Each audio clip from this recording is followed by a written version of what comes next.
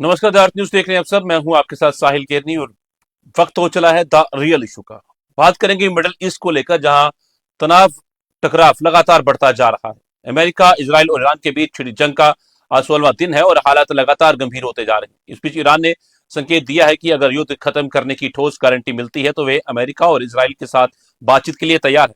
लेकिन दूसरी ओर ईरान की इस्लामिक रेवोल्यूशनरी गार्ड कोर ने इसराइल के प्रधानमंत्री बेंजामिन नेतन्याहू को ढूंढकर मारने की धमकी देकर तनाव को बढ़ा दिया है।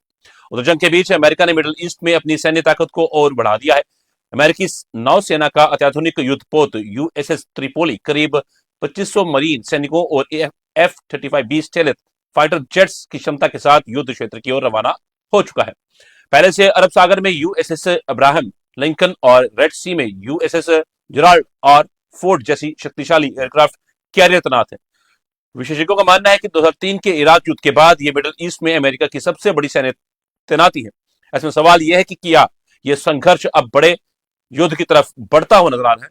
इस पर चर्चा करेंगे। दो खास मेहमान हमारे जुड़ेंगे, पर पहले आपको रिपोर्ट दिखाएंगे, फिर चर्चा का रुख करेंगे।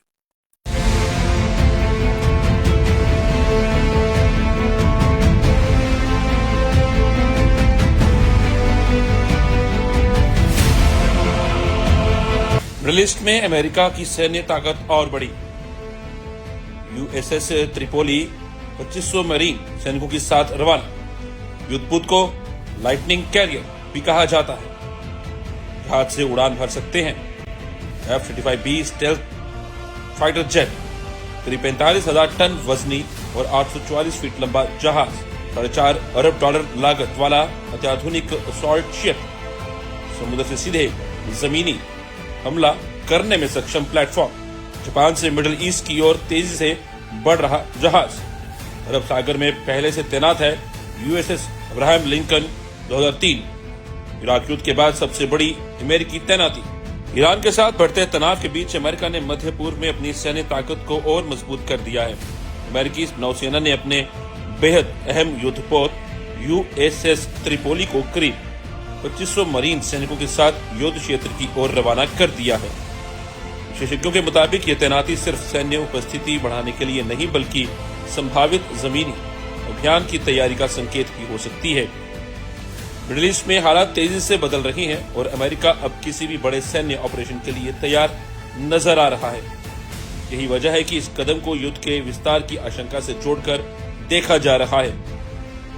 यूएसएस त्रिपोली कोई साधारण जहाज नहीं, बल्कि अमेरिकी नौसेना का अत्याधुनिक एम्फीबियस असॉल्ट शिप है। इसे लाइटनिंग कैरियर भी कहा जाता है। लगभग 45,000 टन वजनी ये विशाल जहाज करीब 844 फीट लंबा है और इसकी लागत लगभग $3.4 अरब बताई जा रही है। इस जहाज की सबसे बड़ी खासियत ये है कि इसके डेक से F-35B लाइटनिंग 2 जैसे आधुनिक स्टेल्थ फाइटर जेट उड़ान भर सकते हैं। यही वजह है कि यह जहाज समुद्री युद्ध के साथ साथ हवाई हमलों के लिए भी बेहद महत्वपूर्ण माना जाता है। F-35B फाइटर जेट अपनी उन्नत तकनीक और स्टेल्थ क्षमता के लिए दुनिया भर में मशहूर है। ये जेट वर्टिकल टेक ऑफ और लैंडिंग करने में सक्षम होते हैं, यानी बहुत कम जगह से भी उड़ान भर सकते हैं। इन लड़ाकू विमानों में अत्याधुनिक प्रिसीजन गाइडेड हथियार लगाए जाते हैं, जिससे दुश्मन के ठिकानों पर बेहद सटीक हमला किया जा सकता है। साथ ही इनकी स्टेल्थ तकनीक दुश्मन के रडार से काफी हद तक बचने में मदद करती है। एक F-35B जेट की कीमत करीब $130 मिलियन बताई जाती है। यूएसएस त्रिपोली को खास तौर पर समुद्र से जमीन पर सैन्य कार्रवाई के लिए तैयार किया गया है। इस जहाज पर 2500 से ज्यादा मरीन सैनिक, उनके हथियार, हेलीकॉप्टर और फाइटर जेट तैनात किए जा सकते हैं। जरूरत पड़ने पर यह सैनिक सीधे समुद्र से उतरकर जमीन पर सैन्य अभियान शुरू कर सकते हैं। रिपोर्ट के मुताबिक ये युद्धपोत जापान से निकलकर तेजी से मिडिल ईस्ट की ओर बढ़ रहा है। सैटेलाइट तस्वीरों में इसे ताइवान और फिलीपींस के बीच स्थित बाशी चैनल से गुजरते हुए देखा गया है। मिडिल ईस्ट में अमेरिकी सैन्य मौजूदगी अब पहले से कहीं ज्यादा बढ़ गई है। परमाणु ऊर्जा से चलने वाला super career USS Abraham Lincoln पहले से अरब सागर में तैनात है, जबकि दुनिया की सबसे आधुनिक एयरक्राफ्ट कैरियर में से एक USS हिराल्ड और फोर्ट रेड सी में मौजूद है। इन तीनों बड़े प्लेटफॉर्म्स को मिलाकर अमेरिका के पास इस क्षेत्र में 150 से ज्यादा लड़ाकू विमान तैनात हैं। विशेषज्ञों के मुताबिक 2003 के इराक युद्ध के बाद ये मिडिल ईस्ट में अमेरिकी नौसेना की सबसे बड़ी सैन्य मौजूदगी मानी जा रही है। तो ये थी रिपोर्ट। अब चर्चा करेंगे, तो खास मेहमान हमारे साथ जुड़ चुके हैं, तो उनका अब हम रुख करेंगे। हमारे साथ group captain UK Devnath sir हैं, डिफेंस एक्सपर्ट। सर, आपका शुक्रिया, धन्यवाद जुड़ने के लिए और हमें समय देने के लिए। हमारे साथ हैं विपिन शर्मा जी, सीनियर जर्नलिस्ट, वरिष्ठ पत्रकार। सर, आपका भी बहुत बहुत शुक्रिया, धन्यवाद हमें समय देने के लिए, अपना कीमती समय हमारा साझा करने के लिए आपका बहुत बहुत अभिनंदन। तो शुरुआत करेंगे चर्चा की, और शुरुआत करेंगे group captain UK Devnath sir के साथ। सर, आज 16वां दिन है और कभी सोचा नहीं था कि 16वें दिन तक ये पहुंचेगा। हमने नहीं, अमेरिका और इजराइल ने, पर यहां तक पहुंचा है ये। तो अब इसका रुख क्या होने वाला है? साहिल जी, इसमें कोई शक नहीं है। आपने जैसा कहा, शायद डोनाल्ड ट्रंप हैरान है, परेशान है, कुछ हद तक कंफ्यूज हैं और अभी दुखी भी हैं। उन्होंने जब 28 फरवरी को बमबारी की ईरान के ऊपर और मिलिट्री पॉइंट ऑफ व्यू से एक्यूरेट बमबारी करके आयतुल्लाह अली खमेनी को मार डाला और काफी सारे टॉप पॉलिटिशियंस, राजनीतिज्ञ और मिलिट्री जनरल्स को मार डाला, तो बहुत उम्मीद लगाए हुए थे डोनाल्ड ट्रंप की 1 मार्च की सुबह को और 2 मार्च की सुबह को लाखों तादाद में जेंजी और ईरान के जो पश्चिमी ख्याल वाले लोग हैं, जिनकी पढ़ाई लिखाई यूरोप में हुई, अमेरिका में हुई, वो सब सड़क पर आ जाएंगे, जैसा कि हमने जनवरी के पहले हफ्ते में देखा था। लेकिन ऐसा नहीं हुआ।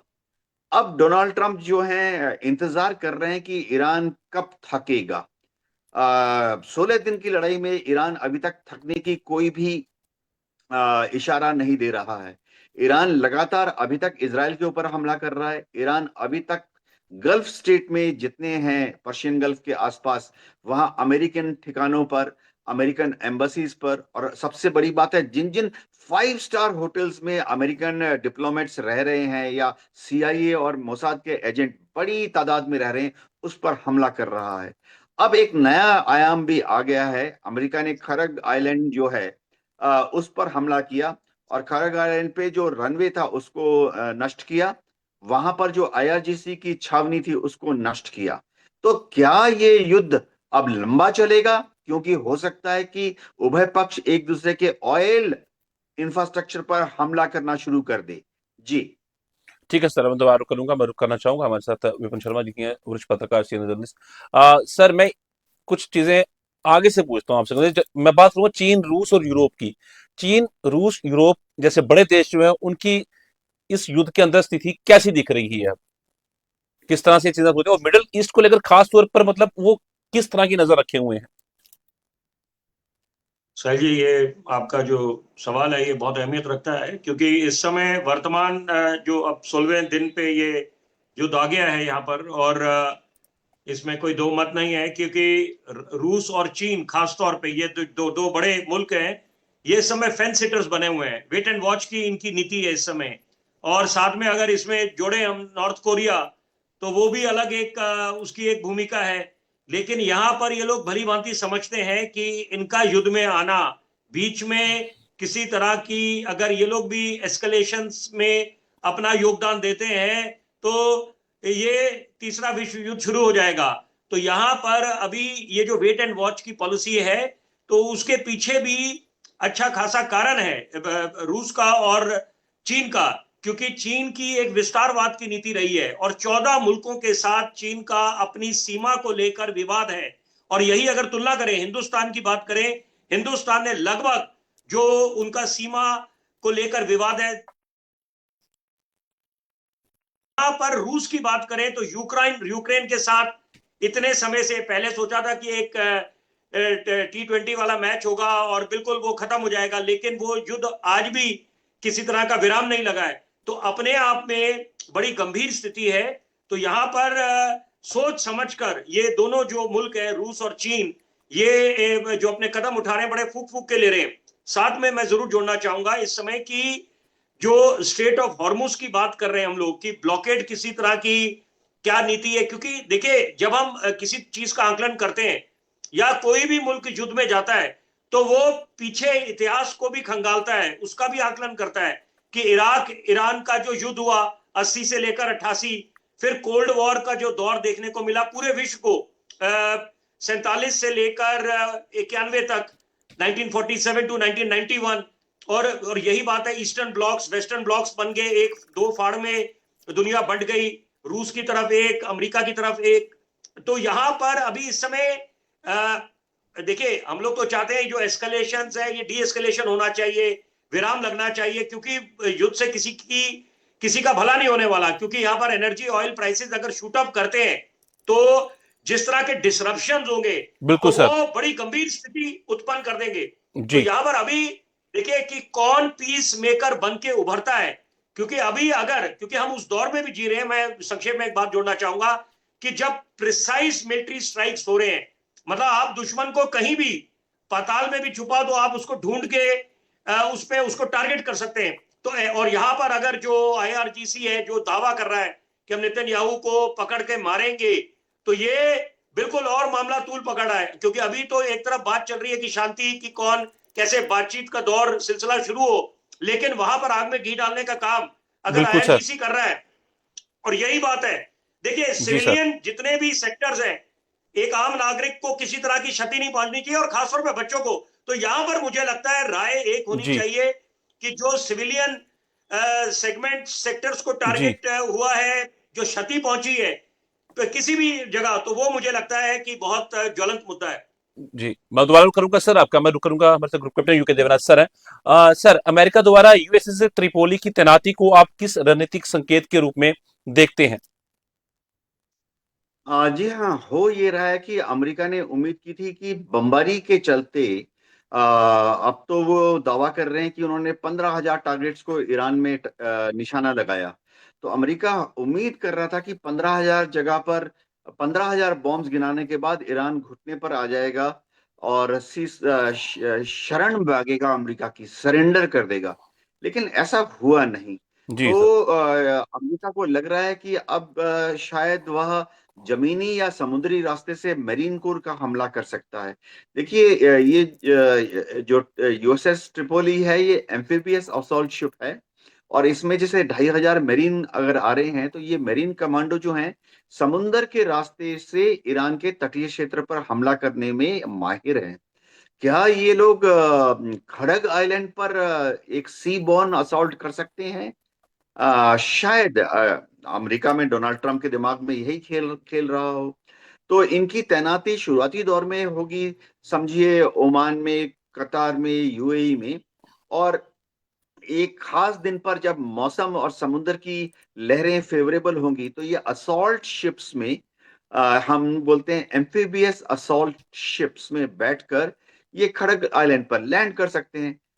खड़ग आइलैंड पर ऑलरेडी आईआरजीसी का जो छावनी है उसको बहुत बड़ा नुकसान पहुंचा दिया गया है। तो 2,500 मरीन कोर अगर खड़ग आइलैंड पर कब्जा कर लेते हैं, तो फिर ईरान का जो ऑयल का बिजनेस है वो प्राय प्राय पूरी तरह से करप्स हो जाएगा। खड़ग आइलैंड से तो वो 90% ऑयल का एक्सपोर्ट करता है, और उसके साथ ही ईरान की जो इकोनॉमी है उस पर बहुत ज्यादा दबाव आएगा, करीबन करीबन चरमराने की कगार में पहुंच जाएगा। ये हो सकता है कि डोनाल्ड ट्रंप की रणनीति हो। जी। ठीक है सर, दोबारा रुक करूंगा आपका मैं रुक करूंगा विपिन सर का। सर, ईरान का बातचीत का जो प्रस्ताव है कथित तौर पर जो आया है, क्या वो वास्तव में शांति की पहल माने जा सकती है या कोई एक रणनीतिक दबाव है? दूसरी तरफ वो थ्रेट भी दे रहा है नेतन्याहू को।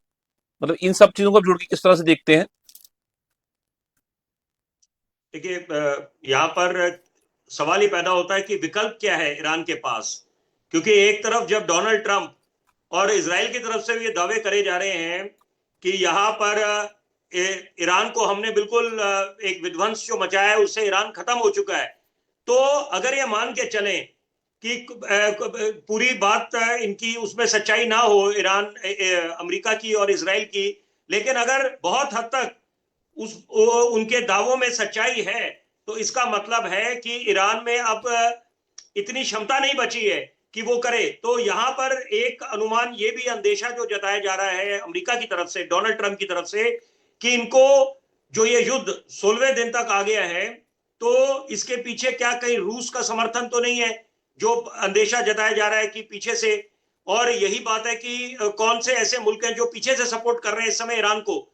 लेकिन अगर आप तुलना करें, ये दर्शकों तक बिल्कुल एक विचार जाना चाहिए कि ऑर्गेनाइजेशन ऑफ इस्लामिक कंट्रीज जो है और नाटो है, नाटो के 32 मुल्क और साथ साथ 57 देश जो है इस्लामिक कंट्रीज के, उनका भी जो रुख है, अगर इस्लामिक कंट्रीज की बात करें तो इस समय वो भी वेट एंड वॉच कर रहे हैं। इस समय जहां पर मिलिट्री बेसिस है अमेरिका के, वो अलग बात है कि वहां पर ईरान एक तरह से बिल्कुल हमलावर है, लेकिन यहां पर जो इस समय जो डिवाइड है शिया सुन्नी की बात करें, वो भी उसकी काफी वो एक अहम भूमिका है यहां पर, कि जिसके कारण इस समय ईरान सोचने पे मजबूर हो रहा है कि वाकई में उसको विराम कर देना चाहिए। लेकिन यहां पर उसकी खुद की प्रतिष्ठा भी दांव पे लगी है एक तरफ, क्योंकि उसके पहले भूलना नहीं चाहिए कि ये नया अमेरिका है।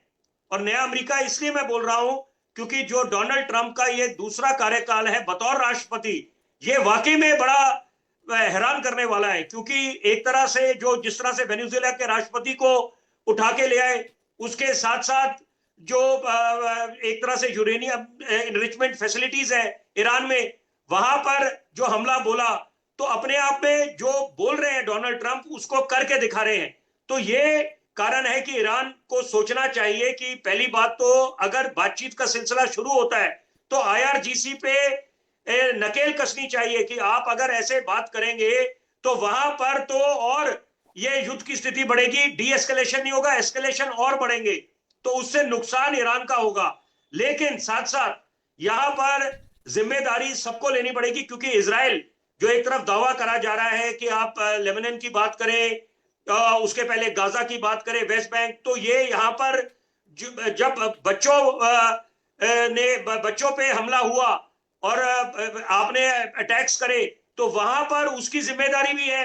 क्योंकि जो एक तरफ जब मानवता की हम लोग बात करते हैं, तो वहां पर अगर ऐसा विध्वंस मचा हुआ है तो इससे किसका भला होने वाला है। तो यहां पर अब आधुनिक आपके पास हथियार है, सारी जो वेपनरी मॉडर्नाइज्ड है, सब कुछ वो एक तरफ, लेकिन साथ साथ ध्यान केंद्रित होना चाहिए कि इस समय पीस मेकर बन के कौन उभरेगा। डोनाल्ड ट्रंप तो बड़े बड़े दावे कर रहे थे, नोबेल पीस की बात करते थे कि सबसे बड़े पीस मेकर वो है, कितने मुल्कों के बीच युद्ध विराम कराया है। लेकिन यहां पर जो विध्वंस मच रहा है उसके लिए तो सबसे ज्यादा जिम्मेदार कोई है तो वो डोनाल्ड ट्रंप है इस समय। और अगर तुलना करें हम कि अगर मान के चले हाइपोथेटिकली कि अगर कमला हैरिस राष्ट्रपति बनती, तो क्या उनकी भी ये नीति होती। इजराइल के साथ तो अमेरिका के नाते रहे हैं अच्छे, लेकिन अगर कमला हैरिस बाजी मार जाती और वो राष्ट्रपति होती, तो क्या ये सूरत हाल होते जो आज वर्तमान में देखने को मिल रहा है। ठीक है सर, मैं दोबारा करूंगा आपका, मैं करूंगा ग्रुप कैप्टन कर दे रहा हूँ सर का। अच्छा सर, मिडिल ईस्ट के अंदर एक साथ अमेरिकी एयरक्राफ्ट कैरियर की मौजूदगी क्या दर्शाती है? क्या वाकई में जमीनी कार्रवाई जो है वो अमेरिका करेगा? क्या ये पॉसिबिलिटीज हैं आने वाले समय के अंदर, देख सकते हैं ये, या अमेरिका जो है वो एग्जिट करने की सोच रखेगा? साहिल जी, इसमें कोई शक नहीं है कि अमेरिका ने मिडिल ईस्ट में दो दो एयरक्राफ्ट कैरियर तैनात किए हुए हैं। यूएसएस अब्राहम लिंकन जो है अरब सागर में है, और यूएसएस जेराल्ड फोर्ड जो है वो भूमध्य सागर से लगातार हमले कर रहा है, हवाई हमले करवा रहा है। इनसे क्या ईरान की सरकार डगमगा गई? नहीं। क्या ईरान के लोग डर गए? नहीं, अभी तक कोई इंडिकेशन नहीं है। तो क्या प्लान में है? अभी सिर्फ इतना ही लग रहा है कि अमेरिका को अगर तेहरान में सत्ता परिवर्तन चाहिए तो उसे बूट्स ऑन ग्राउंड उतारने पड़ेंगे, और अगर उसे तेहरान में बूट्स ऑन ग्राउंड उतारने पड़ेंगे तो उसका एकमात्र जरिया कहाँ से है? इराक की दिशा से उसको फौज उतारनी पड़ेगी, कुवैत की दिशा से उसको फौज उतारनी पड़ेगी। तो अभी अमेरिका दावा करता है कि उसके 60,000 ट्रुप्स हैं पश्चिम एशिया में, जो कि नाकाफी है।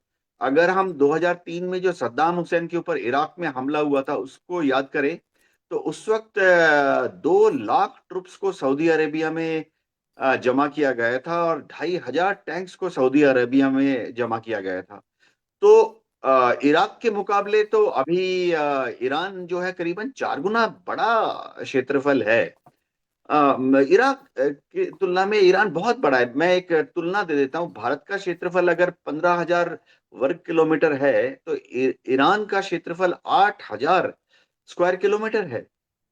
तो अमेरिका को डेफिनेटली 2 लाख से ज्यादा ट्रुप्स की दरकार होगी। 3 लाख या 3.5 लाख ट्रुप्स की जरूरत दरकार होगी, और अमेरिका को डेफिनेटली 2,500 टैंक से ज्यादा टैंक्स की जरूरत पड़ेगी। शायद 3,000 या 3,500 टैंक्स की जरूरत पड़ेगी। तो ये आएंगे कहां से? तो ये आएंगे अमेरिका के मेनलैंड से, या ये आएंगे नेटो देशों में जो अमेरिका ने रूस के खिलाफ अपनी फौज तैयार करके रखी है वहां से। तो अमेरिका के मेन लैंड से लाखों की तादाद में फौज लाने में, या नेटो के देशों से हजारों की संख्या में टैंक आएंगे पहले सऊदी अरेबिया, फिर वहां से जमीन की रास्ते से पहुंचेंगे इराक, इराक से फिर हमला करते हुए, इराक और ईरान का जो बॉर्डर है 1,600 किलोमीटर है, तो वहां से अगर वो हमला करते हैं तेहरान की तरफ, बहुत लंबा प्रोसीजर है। इतना लॉजिस्टिक्स बिल्डअप करते करते, सप्लाईज बिल्डअप करते करते कम से कम 3 महीने का समय लग जाएगा अमेरिका को। और उसके बाद भी जब वो कूच करेंगे तो 700 किलोमीटर का युद्ध लड़ना पड़ेगा उन्हें, कुवैत के रास्ते या ईरान बॉर्डर से तेहरान तक। बहुत ही कठिन होगा अगर बूट्स ऑन ग्राउंड उतारते हैं। जी। ठीक है सर, दोबारा रुक करूंगा मैं आपका, मैं रुक करना चाहूंगा, मतलब विपिन सर है। विपिन शर्मा सर, मैं एक चीज को समझना चाहूंगा, पाकिस्तान का आखिर रोल आपको किस तरह नजर आ रहा है? क्योंकि हमने हाल ही में देखा था कि आसिम मुनीर और उनके साथ शहबाज शरीफ जो है वो सऊदी गए थे, उनको बुलाया गया था वहां पे, बिन मोहम्मद बिन सलमान से मुलाकात हुई उनकी, तो एक एग्रीमेंट भी साइन हुआ था इन दोनों के बीच में। तो अब पाकिस्तान आपको कहाँ खड़ा नजर आ रहा है?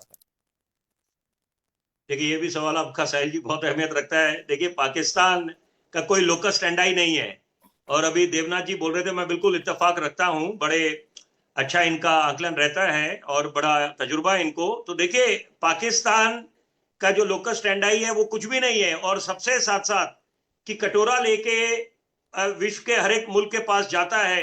और यहाँ पर देखिए, बड़े बड़े दावे होते हैं पाकिस्तान की तरफ से कि वो लोग तो बात करते थे कि यहाँ पर कि हम लोग कश्मीर की बात करते थे। तो उनके तो खुद के नेता बिलावल भुट्टो ने अपने तत्कालीन वजीर आजम को आईना दिखाते हुए बोला था कि आप कश्मीर का राग अलापना भूल जाइए, मुजफ्फराबाद की चिंता करिए, क्योंकि ये आप नए हिंदुस्तान के साथ आप जूझ रहे हैं। तो ये बिल्कुल, और ये action speak louder than words. और हम लोग तो ये 1962 वाला, 65 वाला, 71 वाला हिंदुस्तान नहीं है, नया हिंदुस्तान है। और यहां पर जरूरी बात है कि एक तरफ पाकिस्तान में जो तबाही मची हुई है कि हम आर्थिक जो तंगी है इस तरफ से, और जो महंगाई अपने चरम पे है, तो और किसी तरह का कोई रोड मैप नहीं है। तो यहां पर पाकिस्तान के हित में यह होगा कि वो अपनी आवाम की चिंता करें, क्योंकि यहां पर तो जो भी प्रधानमंत्री बनता है कठपुतली होता है, उनकी जो सेना का मुखिया होता है। तो सारा जो यहाँ पर जो हालात है इस समय, तो वो बिल्कुल बर्बादी की तरफ है। और यहाँ पर किसी तरह की, देखिए, क्योंकि समर्थन जो भी उनको जो मुल्क देते थे, कि चीन की बात करें तो चीन को भी समझ आ गया कि क्या पाकिस्तान का रुख रहा है, और किस तरह से आतंकवादियों को जो पनाह देते हैं या जिस तरह से बढ़ावा मिलता है, it's a safe haven for all kind of terror activities. तो यहाँ पर अमेरिका भी भली भांति समझता है कि यहाँ पर पाकिस्तान का क्या हालात है। जिस तरह से भी पहले वो दौर अलग था कि अमेरिका की जो कूटनीति होती थी कि एक तरह से बिल्कुल बैलेंस करके चलते थे कि यहाँ पर, लेकिन अब वो समझ गए हैं। वो अलग बात है कि डोनाल्ड ट्रंप ने अब हाल फिलहाल में ये बात बोली थी कि both India and America are they are good friends, लेकिन असलियत यह है, वो तो एक डिप्लोमेसी के तहत उन्होंने बोला, लेकिन असलियत यह है कि पाकिस्तान की हकीकत बिल्कुल सार्वजनिक है, और सब लोग जानते हैं कि क्या एक तरह से मानसिकता है। जो, और खास तौर पे जो जिसे कहते हैं आखिरी जो ताबूत में कील डालने का काम, जब इन्होंने पहलगाम में निहत्थे सैलानियों को मौत के घाट उतारा, तो बिल्कुल वैश्विक स्तर पर एक जो कठोर शब्दों में जो इनकी निंदा हुई और इनको कटघरे में खड़ा करा गया पाकिस्तान को, क्योंकि शह पाकिस्तान की तरफ से हुई थी। तो यहां पर उसके तहत हमने फिर ऑपरेशन सिंदूर चलाया, और यहां पर भी ऑपरेशन सिंदूर को केवल एक पॉज बटन दबा है कि it has not permanently ceased. तो यहां पर हित में होगा कि पाकिस्तान समझे, और यहां पर जिस तरह से शहबाज शरीफ की बात करें, वो भी बिल्कुल एक नासमझ प्रधानमंत्री बन के उभरे हैं। और आसिम मुनीर की क्या बात करें, वो तो एक सेल्फ स्टाइल्ड फील्ड मार्शल है। तो ये बातें जग जाहिर है इस समय कि आप खुद हंसी के पात्र बन रहे हैं अंतरराष्ट्रीय पटल पे जाकर। ठीक है सर, मैं दोबारा करूंगा, मैं करूंगा group captain UK Devnath sir का। अच्छा सर, भारत की भूमिका आपको क्या नजर आ रही है इस पूरे युद्ध के अंदर? बड़ी जटिल भूमिका हो गई है। भारत की कूटनीति बेशक बेहतर है, पर भारत के लिए भी कहीं ना कहीं चुनौती जो है वो सर बनी हुई है कि भारत, अमेरिका और इसराइल, भारत ईरान, यूएनएससी के अंदर भी हमने देखा जो कुछ हुआ। जी हाँ साहिल जी, हो ये रहा है कि भारत की भूमिका जटिल और कठिन दोनों ही है। भारत जो है अमेरिका के साथ अच्छे संबंध रखता है, भारत इसराइल के साथ भी बहुत अच्छे संबंध रखता है। सबसे बड़ी बात है कि भारत ईरान के साथ भी हमेशा अपने संबंधों को नॉर्मलाइज रखता रहा है। आज भी भारत सरकार कोशिश करके जैसे ईरान है, ईरान के साथ मित्रतापूर्ण संबंध बनाए रखने की कोशिश कर रही है। अगर हम देखें पिछले एक महीने में श्री एस जयशंकर जी ने ईरान में जो उनके काउंटर पार्ट हैं उससे कम से कम 2 बार बात की है। पिछले हफ्ते मोदी जी ने खुद ईरान के राष्ट्रपति पेजेश्किन से बात की है। तो हमें बड़ा एक डेलिकेट सा बैलेंस रखना है, जहां एक तरफ हम इजराइल और अमेरिका को साथ रखना चाहते हैं। हमने बयान हमारे अगर आप देखें वो बहुत महत्वपूर्ण है। हमने ना खुलकर हमने ना ईरान की भर्त्सना की है, निंदा की है, ना हमने खुलकर अमेरिका या इजराइल को कहा है कि वो बमबारी बंद करे। भारत सरकार के बयान जनरली इस लाइन पर हैं कि उभय पक्ष बैठकर युद्ध से समाधान नहीं निकलेगा, बैठकर बातचीत से समस्या का समाधान निकालें। तो मेरे ख्याल से ये हमारी कूटनीति कुछ हद तक सफल भी हो रही है। वैश्विक स्तर में देखिए, शुरुआती दौर में ईरान ने दुनिया के सारे देशों को स्ट्रेट ऑफ हॉर्मुज में रोक दिया था, सिवाय चीन के और नॉर्थ कोरिया के। लेकिन अब जब प्रधानमंत्री मोदी जी ने राष्ट्रपति पेजेश्किन से बात की, तो अब ईरान भारत के हमारे जो कच्चे तेल के जहाज हैं या जी, हमारे जो सीएनजी शिप्स हैं उनको जाने दे रहा है, आने दे रहा है। तो हमें बहुत ही डेलिकेट तरीके से इस मामले को हैंडल करना पड़ेगा। जी। जी, ठीक है सर। मैं करूंगा विपिन सर का। अच्छा सर, अंतर्राष्ट्रीय राजनीति पर इसका क्या कुछ असर देखने को मिल रहा है, और खासतौर पर खाड़ी देशों की जो भूमिका है इस पूरे संकट के अंदर क्या नजर आ रही है? क्योंकि अ, लगातार निशाने बनाए गए, बेशक अमेरिकन बेसिस पे को निशाना बनाया गया, या फिर अब जो अमेरिकन कंपनीज हैं जो ज्यादा मदद करती हैं तो उनको निशाना बनाया गया ईरान की तरफ से, पर नुकसान उन सब खाड़ी देशों का हुआ है। निश्चित बात है, नुकसान हुआ है यहाँ पर। और इसका असर आने वाले वक्त में दिखेगा भी, क्योंकि यहाँ पर तो दुश्मनी और बढ़ेगी। तो यहाँ पर अभी समझने की आवश्यकता है कि देखिए, युद्ध की स्थिति जब भी उत्पन्न होती है और युद्ध शुरू होता है, तो वहां पर यह बात को मद्देनजर रखना चाहिए, इस बात का संज्ञान लेना चाहिए कि युद्ध में दो तरफा नुकसान होता है। कि अगर हम बोले मिसाल के तौर पे कि यहाँ पर यूक्रेन और रूस का युद्ध इतने समय से चल रहा है कि केवल तबाही यूक्रेन में मची है, तो यहां पर दोनों तरफा यहां पर नुकसान होता है। तो यही बात है कि यहां पर ईरान में जो बर्बादी हुई है वो तो हुई है, लेकिन साथ में जो मिलिट्री बेसिस है यूएस के, जितने ये बाकी गल्फ कंट्रीज में है, तो ये अपने आप में स्थिति को बहुत गंभीर बना देते हैं। क्योंकि यहां पर जितना ये एस्केलेशन बढ़ेगा तो ये मामला सुलझने वाला नहीं है, और साथ साथ डायरेक्टली इसका असर पड़ेगा एनर्जी ऑयल की जो कीमतें हैं, और एक आम आदमी ग्रस्त होगा। क्योंकि एक तरफ जब सदी की सबसे बड़ी महामारी आई कोरोना, सपने में सोचा था नहीं ऐसा दिन आएगा कि घरों में कैद होना पड़ेगा और बिल्कुल बाहर जाना बंद हो जाएगा। तो उससे कितनी बड़ी एक तरह से आर्थिक तंगी का सामना करना पड़ा, रोजगार पे असर पड़ा। उससे पहले जो रिसेशन का दौर देखने को मिला जब चीन और अमेरिका की ट्रेड वॉर चली, कितनी बड़े बड़े मुल्कों की अर्थव्यवस्था पे सीधा इसका असर पड़ा। तो यहां पर अभी समझदारी ये होगी कि बीच बचाव होना चाहिए। लेकिन वही बात है कि इसमें अगर एक अपनी प्रतिष्ठा की भी बात है कि यहां पर अमेरिका किसी तरह से ये संदेश नहीं देना चाहेगा कि भाई उन्होंने अगर प्रस्ताव करा है तो वो नाक नीचे करके। तो यहां पर अहम की बात बीच में आ रही है, जिसके कारण अभी ये पेच फंसा हुआ है और जितने दिन ये युद्ध आगे बढ़ेगा और तो उससे सही मायने में ये असर जो होगा अर्थव्यवस्था पे पड़ेगा और साथ में जो इंफ्रास्ट्रक्चर डैमेज हो रहा है वो तो एक तरफ जान मान का जो नुकसान हो रहा है वो अपनी जगह बिल्कुल गंभीर मुद्दे को बना देता है, लेकिन जरूरी बात है कि उतनी ही महंगाई आने वाले वक्त में उसका सामना करना पड़ेगा एक आम आदमी को। जी ठीक है सर, आप दोनों का बहुत बहुत धन्यवाद हमारे साथ जुड़ने के लिए, बहुत बहुत शुक्रिया हमें समय देने के लिए। और जिस तरह आपने बातें रखी काफी अहम हो जाती हैं, क्योंकि मिडिल ईस्ट में जंग जिस तरह से चल रही है और एक अलग रूप लेता हुआ नजर आ रही है। बहुत बहुत शुक्रिया सर आप दोनों का हमारे साथ जुड़ने के लिए।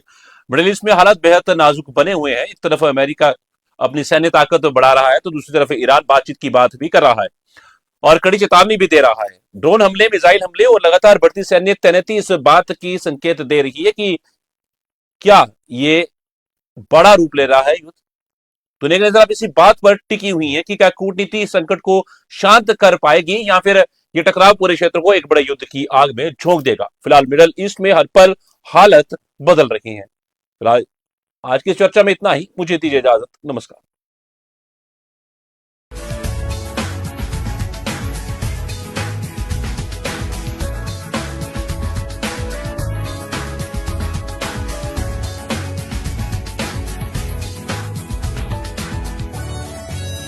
The Phonetic Linguistic Lab at SV Smart School helped me improve my pronunciation and speaking confidence. I enjoy the interactive activities, recordings and fun practice sessions. It has made learning English easier, clearer and more exciting every day. Transforming education.